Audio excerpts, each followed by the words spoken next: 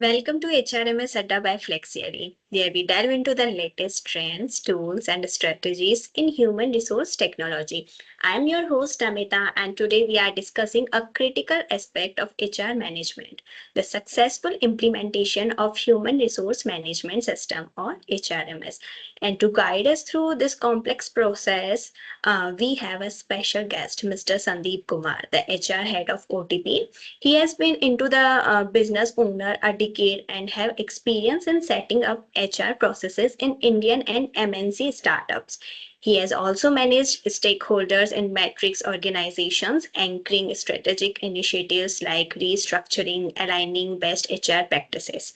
Before I welcome Sandeep sir, I would like to tell the audience our earlier episodes we have explored various topics. In episode 1, we discussed essential features of HRMS software, and in episode 2, we examine the strategic approach organizations should adopt when investing in HRMS solution. And in episode 3, we highlighted important points to consider in agreements with HRMS service provider. If you have not watched all the previous episodes, I encourage you to do so. I will link them in the description box. Welcome, sir. Welcome to HRMS Adda by Flexially. Thank you. Thanks, Namita. Thanks, Namita, for the invitations. It's pleasure to be a part of such impactful discussions, right, where we will discuss about the HRMS implementation process. And this is very important for the HR managers to understand when you finalize any HRMS system. So how do we proceed with the implementation process? Because implementation is very critical part of the these transitions, right? When you choose some service provider, then you will start the implementation. A lot of collaboration is required with the HRMS vendor, with the internal teams, right? So this is a very sensitive and important topic. I'm happy to share my insights. Right. To start with, let's discuss the importance of collaboration in the implementation process. When it comes to HRMS software, the HR team, technology, HRMS service provider, finance, and legal team must work closely together. But why is collaboration so important? So when you finalize any software with any vendor, right? So at the time of implementation, so first of all, when you will close, right, at the time of agreement and all, legal team will come and they will check the legal perspective, right? Whether the software is safe or not, what all term and conditions the vendor is giving to the company and company's term and condition, they will mix and match accordingly. Legal team help to close the contract, right? Similarly, finance team come into the picture. They close the pricings and all, right? In the implementation process, the complete HR team, right? HR digitization team plus the other part of the HR like recruitment team, the ops team, every team is involved because they are the main user of this HRMS system. They would be the administrator of the system. So entire team work together into the implementation process, and with the help of the technology team, internal technology team, and with the help of uh, the HRMS company technology team, they sit together, the implementation team, and they do the complete integration process with the new HRMS system. So definitely collaboration is very important. Absolutely. Now, if we discuss the project plan for the implementation of the HRMS software, what should this plan include to ensure successful implementation? See, the organization must have a comprehensive project plan, which is a backbone of any successful HRMS integration. The plan should be established and collaboratively discussed between the organization and the service provider. Clearly define deadline and scope of the project's objective, right? To the detailed definition of the deadline of the project, scope of work, objectives, timelines, everything should be crystal and clear as it mentioned into the contract, and each and every team should be aware about it. Let's suppose if we have started the implementation of the project, what would be the first module, when the first module will be started, what are the uh, phases of those modules, when it will be completed, what all people would be involved, which people will come into the picture in which time, right?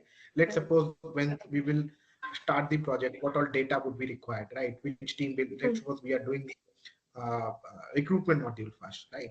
So once you Right. will start the recruitment module, you have to involve the recruiter, few of the recruiter, to ask the current process and what is the processes that the HRMS system has.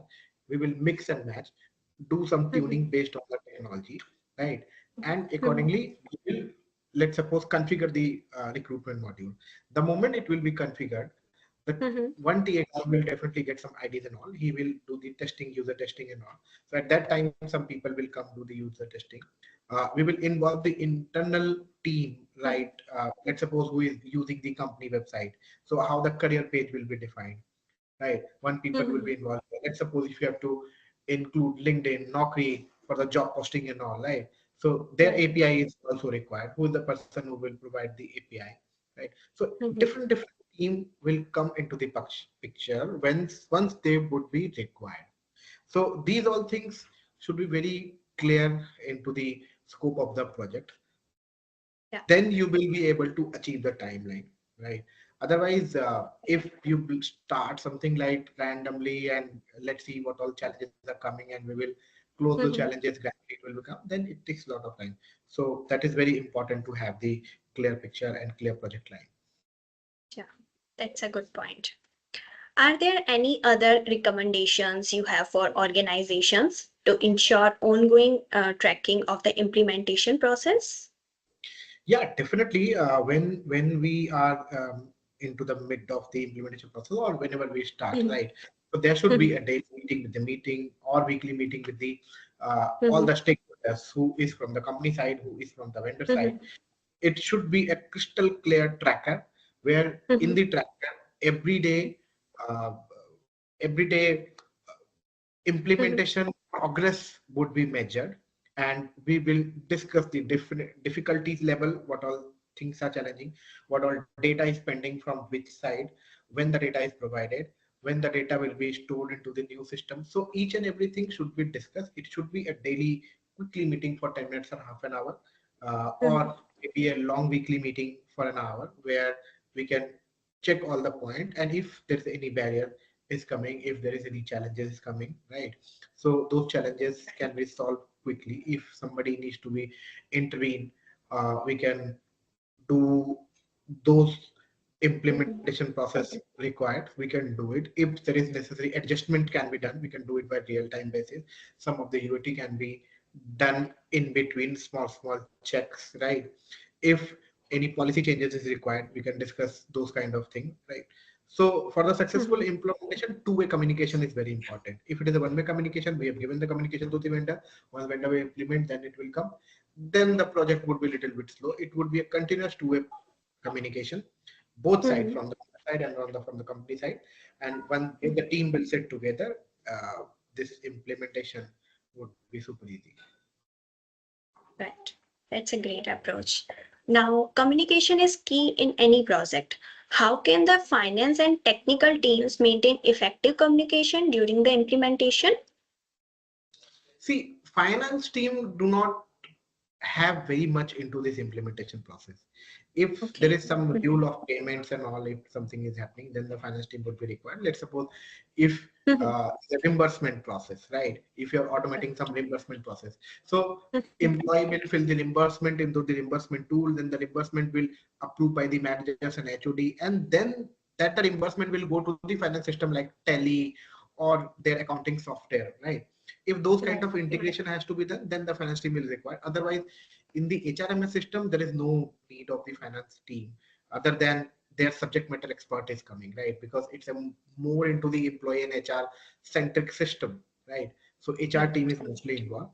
Technology team is important, definitely, because if you are integrating some internal software, uh, Right. so internal technology team is very much required when the IP Mhm. hosting, right, whitelisting of IDs, whitelisting of their address, how the account, Mhm. how the single sign-on will be happen, whether it's a Google sign-in or a company have their own single sign-on system, right? How Mhm. it will be integrated with the Slack or any other tool, Skype or Gmeet, which is an internal tool which we are doing. right? Or if has to be integrated with the any internal uh, uh, IT system, right? So in such case, the internal technology team is very much required, right? Or Mhm. for the you can say security purpose also, right? How safe is the system, right? When the implementation has been done, whether it's safe or not, whether it can be cracked by the some hackers or not. These kind of validations and check-in, definitely internal IT team is required. So as I said, two-way communication is very much required, right, from each and every side. So any team is involved in the part of the integration. Two-way communication Mhm. is very important, and crystal clear communication on daily basis. Regular updates is very important, right? Generally, we do create a WhatsApp group or any other communication chat group where every party is involved, and any kind of communication we quickly provide into the chat group, and all the stakeholders or everybody who is involved in this project, they got the updates, and Mhm. very much aware about what is happening and what is not happening. Okay. Speaking of accountability, how should organizations approach testing the HRMS software during implementation? So see, testing is very crucial part of the implementation, right? When you have made something and when you have to test, right, before going to the live. So testing is very important. So organizations should continuously test and track each module, right, of the HRMS software through the Mhm. implementation. So it is advisable to start the basics of the HRMS software, ensuring the Mhm. foundation functionalities working correctly, the logics that we are given, what all logics has been mapped, those all logics are correctly working or not, what all policies have been given. Let's suppose Mhm. if you're given a leave policy, right, how many leaves people can apply in a single month, what is the count of Mhm. leave, right? Two leaves can be mixed or not. Every company has a different policies, right? Right. Different category of leave. So what are policies that you have given, ensuring that those policy has been implemented or not, ensuring that those policies are correctly working or not. Let's suppose if you have given a probation period policy, if you have a 1 month probation period, so whenever a employee apply for the designation, right, Mhm. so the people have a different kind of probation policy. So let's suppose t- Mhm. notice policy, sorry, right? Mhm. So Mhm. probation people has a different notice pay at the time of Mhm. resignation. Leadership has a Mhm. different notice at the time of resignation. Some Mhm. critical employees has a different kind of notice of period. Other people has a different notice period. So let's suppose you've given four types of notice period for four types of employee as per your company Mhm. policy. And when you have done the implementation, you have to check, right, whether these people are applying for the resignation, these notice pays are applicable or not. What if they are not serving the complete notice period, how the system will react, what could be the actions, right? These all Mhm. tests are very important. All the policies that we have given to the HRMS company, they have correctly mapped or not. So these are the few examples I have given, right? So this is very important to do the UAT. Right. Now let's talk about user acceptance testing, UAT. Why is this phase so important in the implementation process? So UAT is also a part of the testing only, right? It's a it's a very vital phase because it's involve the actual users, right? So when you have created one module, right, and HR has done the testing, right? Everybody has done the testing. The administrator has done the testing. HR has, let's suppose the stakeholders as an HR, I did the testing. Okay, it is working fine. Now I will pick up some user. Let's suppose I have a department of 100 people, right? So Mhm. I'll pick up 4 5 6 people from those, and we will give them a dummy testing IDs and all, and we'll ask them to perform the activity, right? So they are the Right. actual users. So we'll ask those users to apply the leave, we'll ask those users to apply the resignation, we will ask those users to uh, uh, get the leave Mhm. reversal, I'll ask those users to go for the onboarding process, whatever is the Mhm. module that we have done. If those users are able to do successfully, 5 user, 10 user, 20 user, how many numbers that we are checking for the testing, if they are Mhm. continuously they be successful on the different type, although at the UAT lot of things comes, right? Okay, this scenario is not working, this scenario is Mhm. working, this scenario is not working, right? Half of the thing is working, half of the thing is not working. So whenever we quickly fix all those things. When we find complete UAT success, right? If we have Mhm. given that 10 people something and each and everything. They have done the testing from the different angles, right? And Mhm. everything is perfectly fine working. Then we go for the live. Other Mhm. than UAT is very critical. Mhm. Most of the errors, most of the bugs, we get into the UAT only. If the UAT has done correctly, if the people that we have taken into the sample size, if those people has done correctly, then any problem or any bug that have been came during the implementation process that have been identified into the UAT process. Thank you, sir, for sharing your valuable insights with us today. Your expertise will undoubtedly help many organizations navigate the complexities of HRMS implementation. Thanks, Namita. It was pleasure discussing the important topic with you. Thank you. Thank you, our listeners, for tuning in this episode of HRMS Adda by Flexially. We hope you find this discussion informative and inspiring. Thank you. And Uh, thank you, our listener, to tuning up the episode of HRMS by Adda by Flexeli. We hope you found the discussion is informative and inspiring. Thanks you. yeah. Thank you. Do not miss our next episode where we are going to discuss the challenges faced by the organization after the adoption of the new system.